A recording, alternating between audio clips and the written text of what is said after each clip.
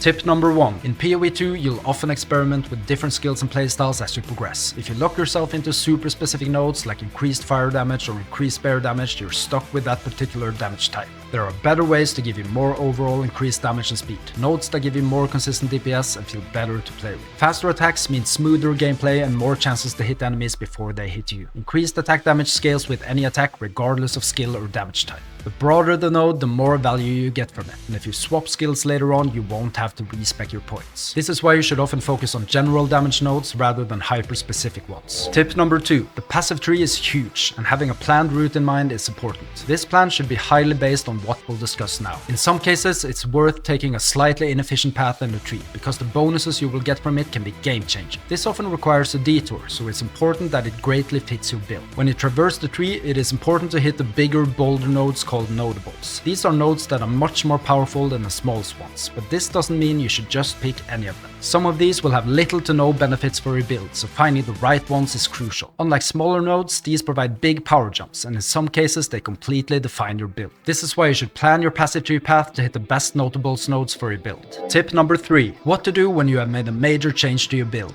like switching from spells to melee attacks, or if you need to cut back on filler nodes to reach key nodes faster, or you've even discovered a better opportunity to boost your power, like moving closer to a major damage node or survivability node. Mistakes happen, and in Path of Exile 2 you're bound to make some missteps in the passive tree. Thankfully, there's a way to undo them. The Hooded One is a character you'll encounter in towns and quest hubs throughout the game. He allows you to respec passive points, but it isn't free, it costs gold. So if you have to respec, only respec points that will make an immediate impact.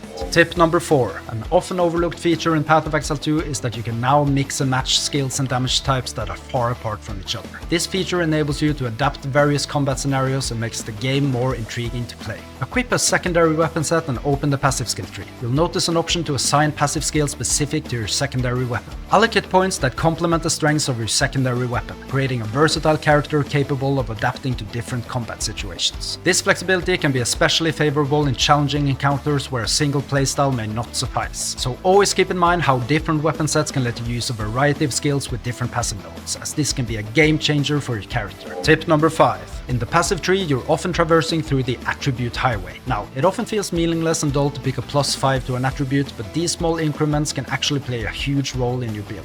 Attributes first and foremost give you a boost, such as flat life for strength and mana for intelligence, but they also offer something even more important, and make you meet attribute requirements for skills and gear. Without these, your character would be useless, and it is highly important that you stack enough attributes to unlock powerful skills and gear. For instance, if you need more physical damage reduction, it could be wise to stack some strength to unlock a piece of gear with a high armor stat. So make sure to obtain the right balance of attributes to make your character as strong as possible. Tip number 6. The passive tree in Path of Exile 2 is huge and can be quite overwhelming at times. How do you know what path to go? There's one simple yet extremely valuable feature that many players tend to overlook. This feature will highlight all the nodes in the tree matching a given type, so if you want attack speed, all the nodes for attack speed would be highlighted. In the upper right corner, there's a search bar where you can type in a keyword and all the related nodes will show in the tree. Use the passive filter to search for the most important stats you want to build your character around, and take a path where most of these nodes are located close to each other. Now, if you enjoyed this video, you can click on the playlist in the description to see other tips videos, or simply click the video card showing on the screen right now. And remember to hit the like and subscribe buttons to stay tuned for more upcoming tips videos.